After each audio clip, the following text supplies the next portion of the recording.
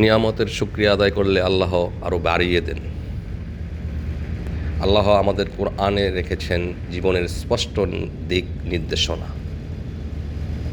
আল্লাহর আদেশ অমান্য করলে অন্তর কঠিন হয়ে যায়, পাপ মানুষকে ধীরে ধীরে ধ্বংসের দিকে নিয়ে যায়।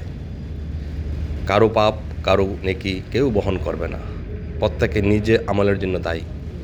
কোরআন বুঝে পড়ুন, আমল করুন। আল্লাহ আমাদের সবাইকে কোরআনের আলোয় জীবন গড়ার তৌফিক দিন, আমিন। وَإِذْ قُلْنَا ادْخُلُوا هَٰذِهِ الْقَرْيَةَ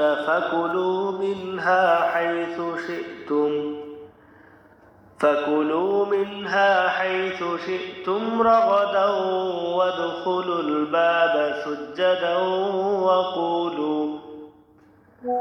وَقُولُوا حِطَّةٌ نَّغْفِرْ لَكُمْ خَطَايَاكُمْ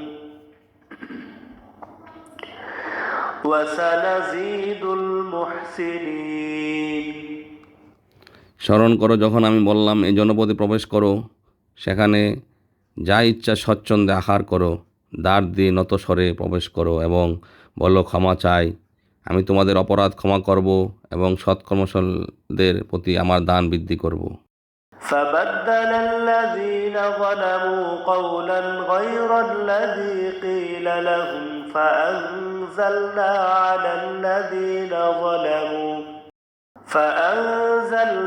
على الذين ظلموا رجزا من السماء بما كانوا يفسقون।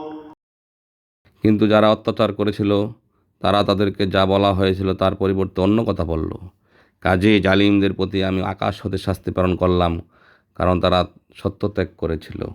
وَإِذِ اسْتَسْقَىٰ مُوسَىٰ لِقَوْمِهِ فَقُلْنَا اضْرِب بِّعَصَاكَ الْحَجَرَ فَانفَجَرَتْ مِنْهُ 12 عَيْنًا قَدْ عَلِمَ كُلُّ أُنَاسٍ مَّشْرَبَهُمْ كُلُوا وَاشْرَبُوا مِن رِّزْقِ اللَّهِ وَلَا تَعْثَوْا فِي الْأَرْضِ مُفْسِدِينَ। স্মরণ করো যখন মুসা আলাইহিস সালাম তার কওমের জন্য পানি প্রার্থনা করল, আমি বললাম তোমার লাঠি দ্বারা পাথরে আঘাত করো। ফলে তা থেকে 12টি ঝর্ণা প্রবাহিত হলো। প্রত্যেক গোত্র নিজ নিজ পানের জায়গা চিনে নিল। বললাম, আল্লাহ প্রদত্ত রিজক হতে তোমরা পানাহার করো এবং দুষ্কৃতিকারীর মতো পৃথিবীতে ফাসাদ সৃষ্টি করো না।